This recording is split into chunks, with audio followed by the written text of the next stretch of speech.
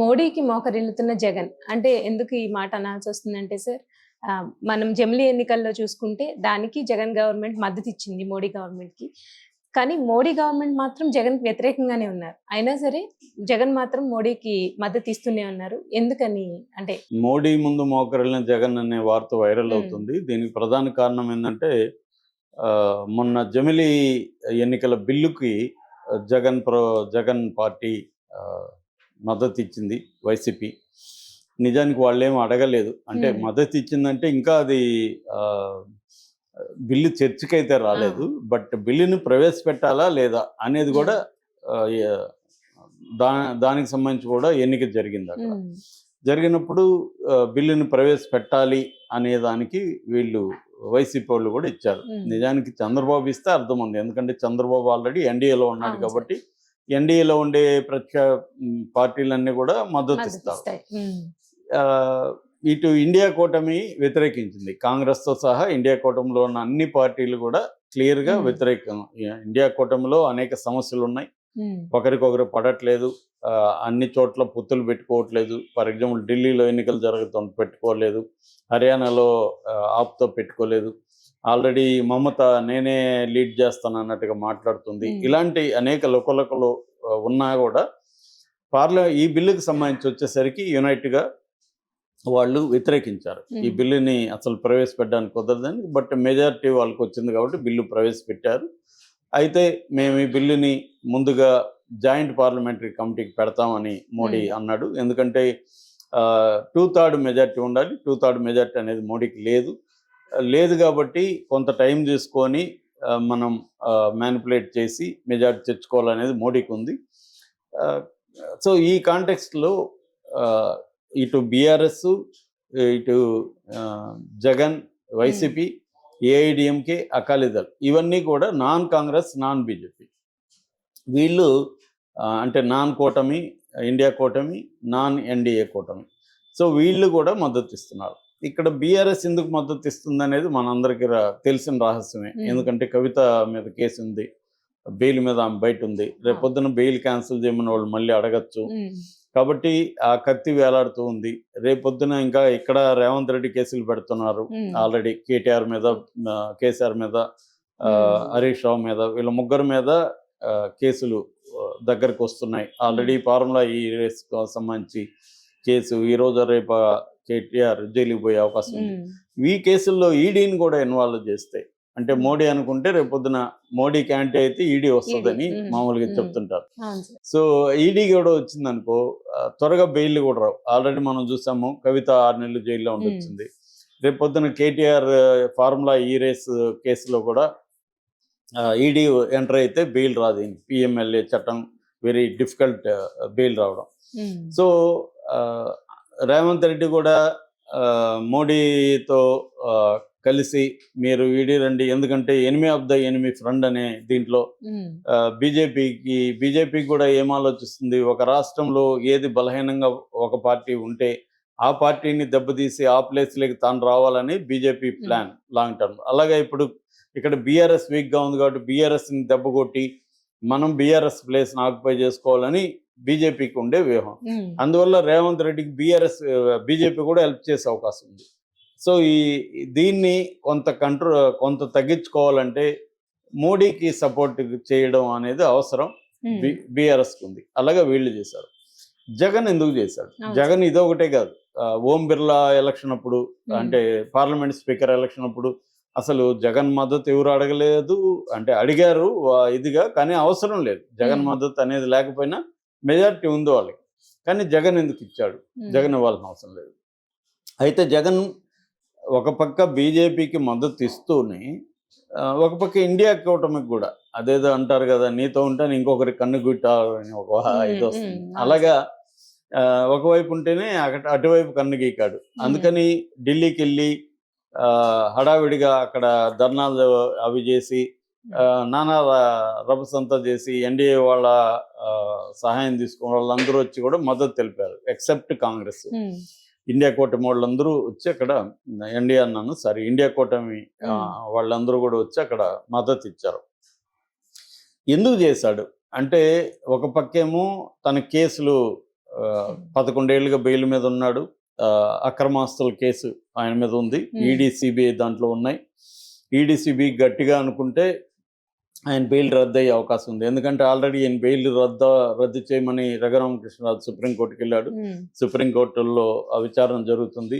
Already supreme court ఎందుకు ఈయన ఇంతకాలం బెయిల్ మీద ఉన్నాడు, ఎందుకు ఆలస్యం చేస్తున్నారని కూడా సిబిఐని వీళ్ళని అడుగుతున్నారు. సిబిఐ వీళ్ళు కూడా సమాధానాలు ఇచ్చే పరిస్థితి ఉంది.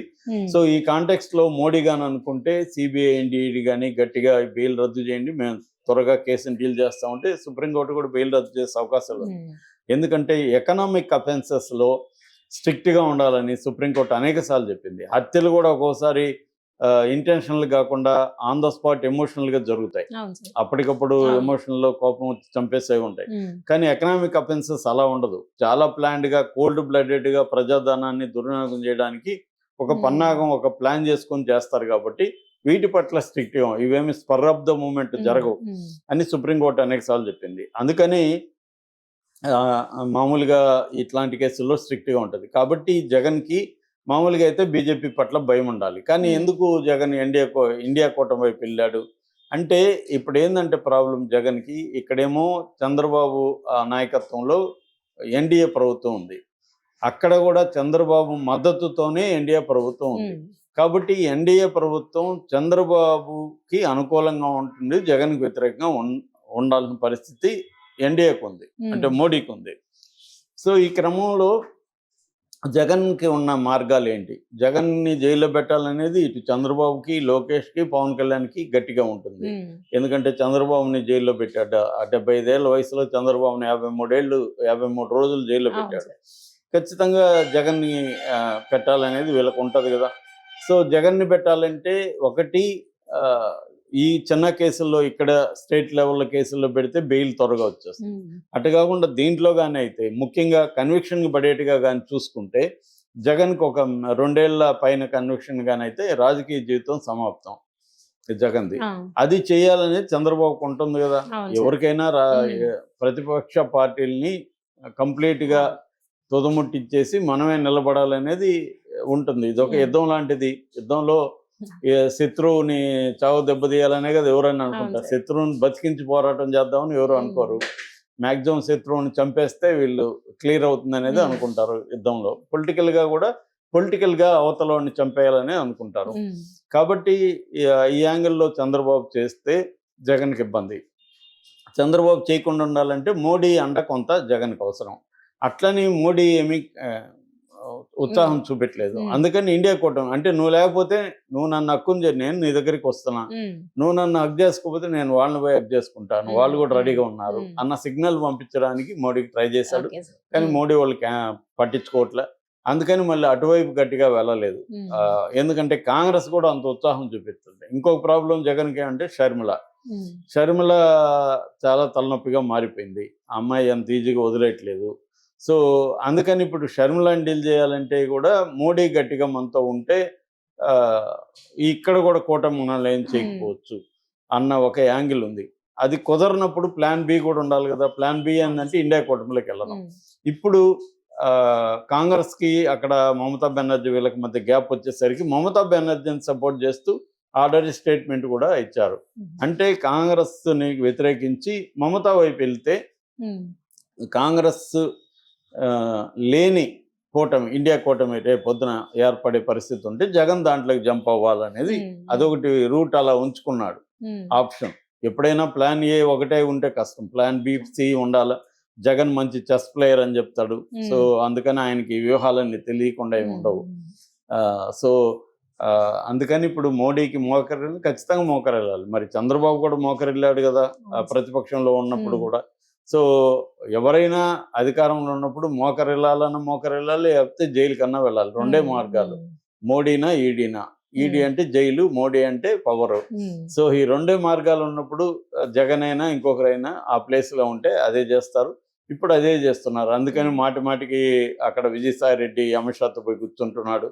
సో రాజకీయ అమిత్ షాతో కలిసారంటేనే రాజకీయాలు అనమాట. మోడీతో కలిస్తే అభివృద్ధి మిగతావి, అమిత్ షాతో కలిస్తే రాజకీయాలు అనేది ఆల్రెడీ ఎస్టాబ్లిష్ అయింది ఫ్యాక్ట్. కాబట్టి అమిత్ షాతో కలుస్తున్నాడు మాటి కంటే విషయం ఇది. సో బీజేపీ మరి చంద్రబాబు అని కంట్రోల్ చేసి జగన్ ని కాపాడుతుందా? లేదు, బీజేపీకి ఏంది అంటే చంద్రబాబు కంప్లీట్ గా చంద్రబాబు మీద డిపెండ్ అయ్యే పరిస్థితి బీజేపీకి లేదు. జగన్ కూడా కొంత బతికించి ఉంచుదాం అనేది బీజేపీకి ప్లాన్ ఉంది. అది కానీ అది ఉందని జగన్ కూడా తెలుసు. కాబట్టి మీరు అడగకపోయినా మీతోనే ఉంటాము, మమ్మల్ని మీరు చూసుకోండి అని ఒక రకమైన సరెండర్ అయినా కూడా వాళ్ళకేం దయ మీద జరగవు. వాళ్ళకి కూడా ఉపయోగం ఉంటేనే జగన్ కాపాడతారు తప్ప సరెండర్ అయిపోతే జగన్ ఏమి కాపాడాలని వాళ్ళకి ఎందుకు ఉంటది? రాజకీయాల్లో అట్లా ఉండదు. నీ కాళ్ళు పట్టుకుంటా అంటే వదిలేరు. రాజకీయాల్లో కాళ్ళు పట్టుకోవడంలో వీడికి ఉపయోగం ఉండాలి. సో అది ఇవ్వాలి అంటే ఆఫర్ ఇవ్వాలి. మామూలుగా గాడ్ ఫాదర్ లో ఒక డైలాగ్ ఉంది, నేను ఇచ్చే ఆఫర్ రిజెక్ట్ చేయలేని ఆఫర్ ఇస్తానంటాడు గాడ్ ఫాదర్ లో. అలాంటి ఆఫర్ ఇవ్వగలిగితేనే ఛాన్స్ ఉంటది. మరి జగన్ ఏమిస్తాడు అంటే రాజ్యసభలో కొంత బిల్లులకి అవసరం ఉంది, జగన్ అవసరం. ఇప్పుడు పెట్టబోయే కొన్ని బిల్లులకి ఖచ్చితంగా దానికి జగన్ హెల్ప్ చేస్తాడు. అప్పటికి జగన్ కి 11లో 3 బయటకు వెళ్ళిపోయినాయి. సో ఇంకా 8 మంది ఉన్నారు. మిగతా వాళ్ళు కూడా బయటకు వస్తారు. ఏదేమైనా ఈ వ్యూహ ప్రతివ్యూహాల్లో జగన్ ఎలా తన్ను తాను రక్షించుకోవడమే జగన్ కున్న కర్తవ్యం. ఇప్పుడు అది ఎలా చేస్తాడనేది చూడాలి. Right, thank you sir.